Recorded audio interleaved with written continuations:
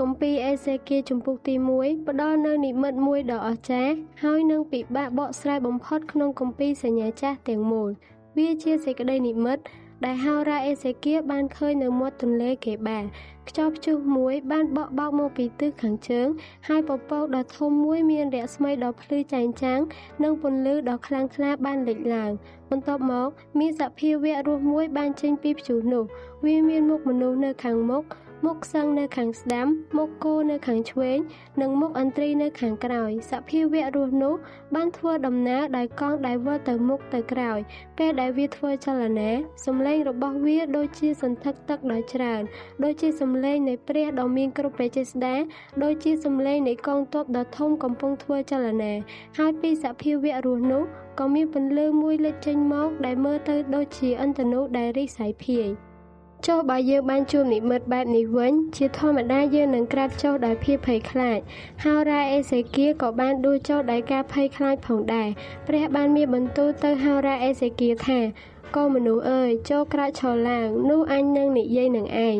នោះជារបៀបដែលហោរាអេសេគៀលបានឃើញសេចក្តីនិមិត្តហើយបានទទួលការត្រាស់ហៅពីព្រះពេលព្រះប្រាប់គាត់ឲ្យក្រោកឈរហោរាអេសេគៀលមិនអាចធ្វើវាដោយខ្លួនឯងបានទេប៉ុន្តែព្រះវិញ្ញាណរបស់ព្រះបានយាងមកសន្ធិដ្ឋលើគាត់ហើយលើកគាត់ឲ្យក្រោកឈរឡើង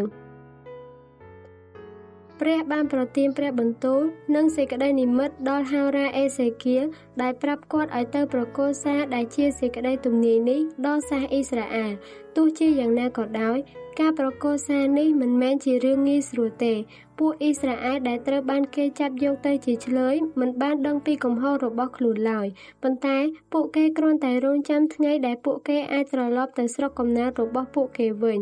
ដួងចិត្តរបស់ពួកគេរឹងរូសយ៉ាងខ្លាំងដូច្នេះគ្មានផ្លូវណាដែលពាក្យទំនាយរបស់ហោរាអេសេគៀលនឹងធ្លាក់ទៅក្នុងត្រចៀកដែលថ្លង់របស់គេឡើយយ៉ាងណាមិញព្រះបានប្រាប់ថាទ្រង់បានធ្វើឲ្យពួកគេដឹងថាមានហោរារបស់ព្រះទោះបីជាពួកគេបដិសេធមិនព្រមស្ដាប់តាមក៏ដោយ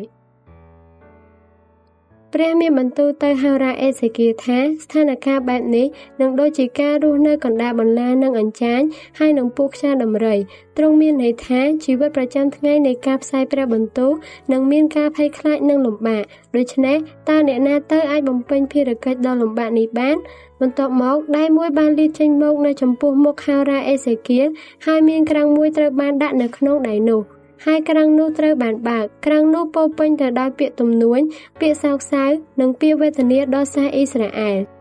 ព្រះបានមានបន្ទូលប្រាប់ហោរាអេសេគៀលឲ្យបរិភោគក្រាំងដែលមានពាក្យទាំងនោះអេសេគៀលបានស្ដាប់បង្គាប់ពេលគាត់បរិភោគក្រាំងនោះវាមានរសជាតិផ្អែមដូចជាទឹកឃ្មុំព្រះបានសន្យាថានឹងធ្វើឲ្យថ្ងាសរបស់ហោរាអេសេគៀលរឹងជាងថ្មគឺធានាថាគាត់នឹងមិនតក់ស្លុតក្នុងស្ថានភាពណាមួយឡើយបងប្អូនជាទីស្រឡាញ់អើយព្រះគម្ពីរអេសេគៀលជំពូកទី1ដល់3រៀបរាប់អំពីកំណើតរបស់ហោរាម្នាក់សេចក្តីនិមិត្តដ៏អស្ចារ្យគឺបទគម្ពីរដែលថា